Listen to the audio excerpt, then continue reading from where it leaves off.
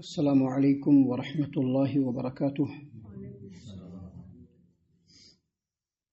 اعوذ باللہ السمیع العلیم من الشیطان الرجیم من ہمزہ ونفخہ ونفثہ۔ بسم اللہ الرحمن الرحیم۔ قال اجئتنا لتخرجنا من ارضنا بسحرک یا موسیٰ فلنأتینک بسحر مثلہ فاجعل بیننا وبینک موعدا لا نخلفه نحن ولا أنت مكانا سوى قال موعدكم يوم الزينة وأن يحشر الناس ضحى۔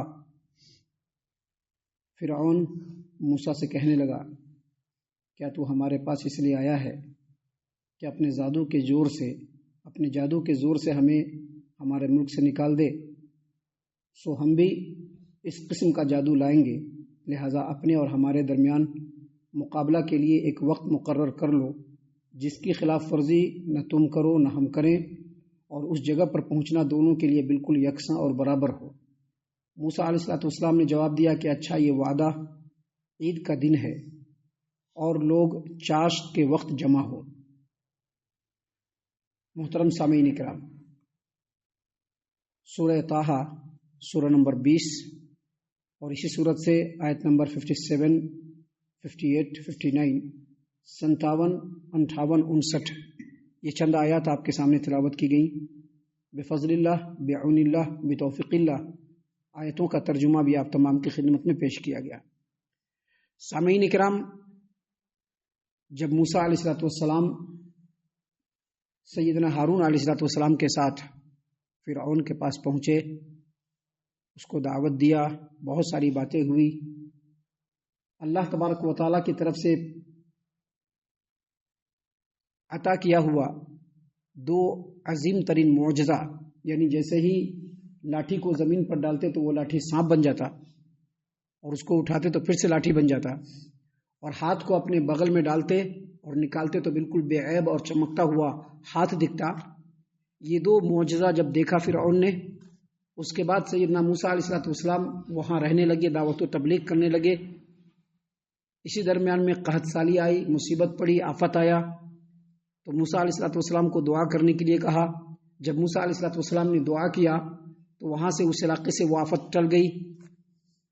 اس طرح کی باتوں کو جب فرعون نے دیکھا تو فرعون کو ایسا لگنے لگا کہ کہیں ایسا نہ ہو یہ جو موسیٰ جو کام کر رہا ہے، اس کے اثر سے لوگ اس کے اوپر ایمان لے آئے، اور ہمارا جو یہ چلتا ہوا جو راج پاٹ ہے کہیں یہ ختم نہ ہو جائے۔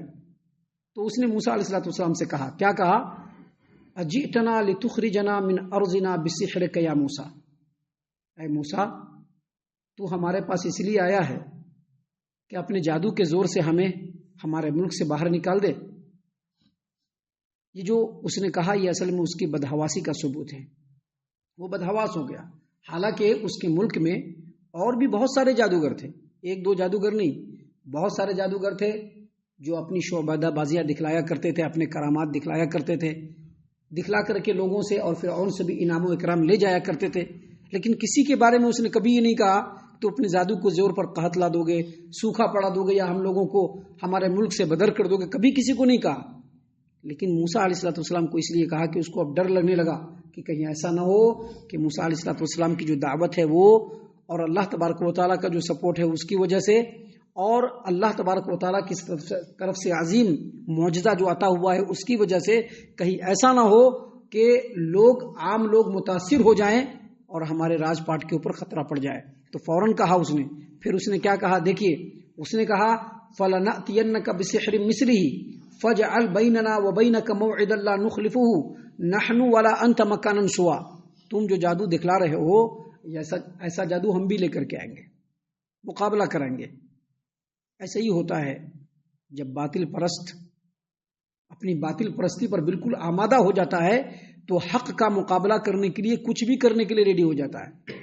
اس کو یہ بھی سمجھ میں نہیں آتا ہے کہ موسیٰ علیہ السلام کو جو بات دی گئی ہے یہ اللہ کی طرف سے ہے، اس کا مقابلہ کوئی نہیں کر سکتا ہے۔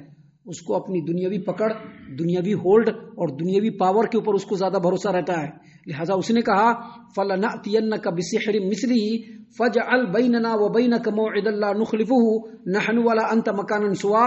دیکھو موسیٰ، ہم بھی اس طرح کا جادو لائیں گے لہٰذا اب تمہارا کام یہ ہے کہ تمہارے درمیان اور ہمارے درمیان مقابلے کا ایک وقت مقرر کر لو، اور جو مقابلے کا وقت مقرر ہو اور جو جگہ مقرر ہو اس کی خلاف ورزی ہم بھی نہیں کریں گے، تم کو بھی نہیں کرنا ہے۔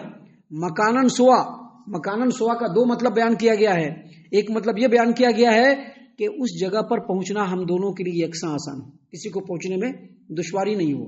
مکانن سوا کا جو دوسرا معنی بیان کیا گیا ہے وہ یہ کہ ایسے جگہ پر مقابلہ ہو جو بالکل ہموار ہو، اونچا نیچا نہیں ہو، تاکہ جب لوگ جمع ہو تو جمع ہو کر کے جب اس کو دیکھے تو آرام سے سب کو دکھے۔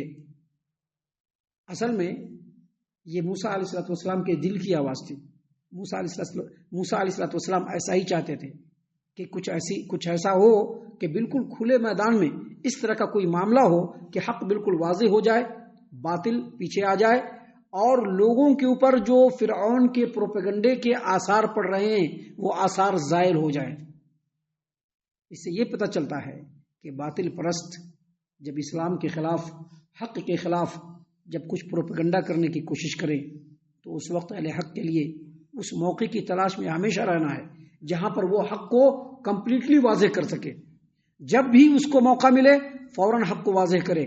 آپ دیکھیں گے سلف صالحین میں اس کے بے شمار مثالیں ملتی ہیں کہ ان لوگوں نے برسر مجمع جیسے ہی موقع ملا حق کو بالکل واضح کر دیا۔ یہ موسیٰ علیہ السلام کے دل کی آواز تھی، لہذا فوراً موسیٰ علیہ السلام نے اس چیلنج کو ایکسیپٹ کیا۔ دیکھیے اللہ تبارک و تعالیٰ نے کیا فرمایا۔ اللہ تبارک و تعالیٰ نے فرمایا، قال، موسیٰ نے کہا، موعدکم یوم الزینہ وان یحشر الناس ضحی۔ موسیٰ علیہ السلام کا ٹھیک ہے، یہ جو مقابلے کا جو وعدہ ہے اس کے لیے عید کا دن مقرر کیا جائے۔ جو عید ہوتا ہے جس میں سارے کے سارے لوگ، ایک میلہ لگتا ہے اور پورے ملک سے سارے لوگ اکٹھا ہو کر کے راجدھانی میں آتے ہیں، ایسا دن ہونا چاہیے، عید کا دن ہونا چاہیے۔ وَأَن يُحْشَرَ النَّاسُ ضُحًى، اور جو لوگ مقابلے کے لیے جمع ہو بالکل چاشت کے وقت۔ چاشت کی نماز ہے نا، چاشت کی نماز عام طور پر ہمارے ہاں جو ہے فجر کی نماز کے فوراً بعد پڑھ لیا جاتا ہے، لیکن چاشت کی نماز کا اصل اور جو افضل وقت ہے، نماز تو سورج کے طلوع ہوتے ہی، جب سورج طلوع ہوتا ہے اور ذرا اونچا ہوتا ہے چاشت کا وقت شروع ہو جاتا ہے، لیکن اس کا اصل اور افضل وقت جو ہے جب سورج ذرا بلند ہو جائے، سورج میں ذرا گرمی آ جائے، اس گرمی سے جو زمین ہے وہ ذرا تپنے لگے۔ اللہ کے رسول صلی اللہ علیہ وسلم کی حدیث ہے، آپ صلی اللہ علیہ وسلم نے فرمایا کہ چاشت کا جو افضل اور بہتر وقت ہے وہ ہے جب اونٹ کے بچے کے پیر جلنے لگے۔ اور پیر کب جلتا ہے؟ جب سورج ذرا بلند ہو جاتا ہے، جب اس کے اندر ذرا روشنی آ جاتی ہے، جب اس کے اندر ذرا حدت اور حرارت آ جاتی ہے۔ تو موسیٰ علیہ السلام نے یہاں پر کہا کہ ٹھیک ہے تمہارا چیلنج ایکسیپٹ ہے، لیکن اس کے لیے وقت کیا ہونا چاہیے؟ اس کے لیے وقت یہ ہونا چاہیے کہ وہ عید کا دن ہونا چاہیے جس دن سب لوگ جمع ہو، اور یہ چاشت کے وقت جمع ہو، چاشت کے وقت۔ حافظ ابو جعفر ابن جریر طبری رحمۃ اللہ علیہ نے امام سدی سے اور امام قتادہ سے اور امام ابن زید سے یہ جو عید کا دن جہاں پر جو لکھا ہوا ہے، عید کے دن کے بارے میں بتلایا کہ یہ جو دن ہے یہ سالانہ عید جس میں سارے لوگ ایک جگہ اکٹھا ہوتے ہیں۔ اور تفسیر الدر المنصور کے اندر سیدنا عبداللہ ابن عباس رضی اللہ عنہما سے روایت ہے کہ یہاں پر جو عید کا دن مراد ہے اس سے مراد یوم عاشورہ، اور بعض دوسرے اہل علم نے کہا ہے کہ یہاں پر عید کے دن سے مراد بازار کا دن، جو بازار کا دن لگتا ہے اور گاؤں کے قریے سے سارے علاقے سے لوگ جو ہے اس بازار میں اکٹھا ہوتے ہیں، وہ دن ہونا چاہیے۔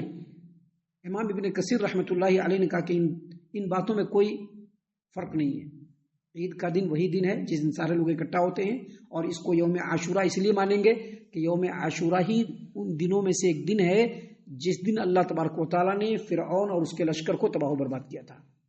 تو یہاں پر موسیٰ علیہ السلام کی دلی مانگ جو ہے وہ پوری ہوئی، لیکن آپ علیہ السلام نے دو شرط رکھی۔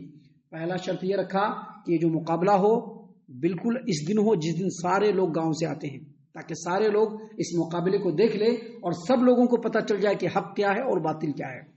دوسرا یہ کہ یہ جو مقابلہ ہونا چاہیے یہ رات میں نہیں ہونا چاہیے، بلکہ بالکل صبح جب سورج بالکل طلوع ہو جاتا ہے، روشن ہو جاتا ہے، پورے زمین پہ بالکل اجالا ہو جاتا ہے، ایسے وقت میں چاشت کے وقت یہ مقابلہ رکھا جائے تاکہ سبھی لوگ اس مقابلے کو صاف صاف دیکھ لیں اور ان کو پتہ چل جائے کہ حق کیا ہے اور باطل کیا ہے۔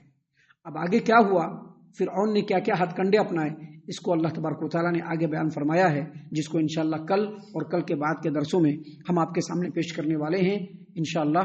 اللہ تبارک و تعالیٰ سے دعا ہے کہ اللہ تعالیٰ ہم تمام کو ان باتوں کے اوپر خوب غور و فکر اور تدبر کرنے کے ساتھ ساتھ ان باتوں کے اوپر عمل کرنے کی بھی توفیق عنایت فرمائے، آمین۔